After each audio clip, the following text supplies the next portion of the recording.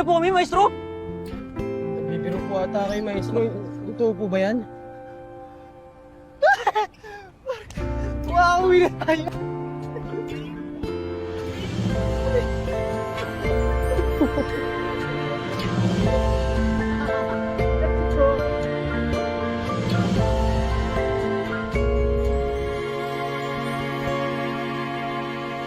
Ma'am Banji, Maestro, ipapasalamat ho kami sa inyong lahat sa lahat ng ginawa nyo para ho sa amin. Dahil sa inyo, nagkaroon ako ng pamilya dito. Para nagkaroon kami ulit ng magulang kasi palagi may nagtuturo sa amin. Oo nga po, at sa pagsisita po sa amin, tuwing naging pasaway kami. Di ho namin kayo makakalimutan. Ba kayo? Paiiyakin niyo pa ako. Basta, makakapagsimula na ulit kayo ng walang inaalala kasi hindi na lalabas sa records ninyo yung mga nangyari dati at yung naging buhay ninyo dito sa Boy Scout. Kaya sana wag niyo sayangin yung second chance na binigay sa inyo, ha? Okay?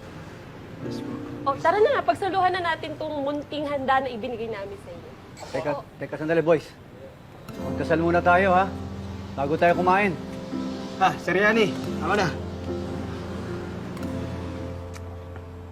Panginoon, maraming salamat ho sa lahat ng biyayang binigay niyo ho sa amin. Dito ho, sa pagkain nasa harapan ho namin. Maraming salamat ho.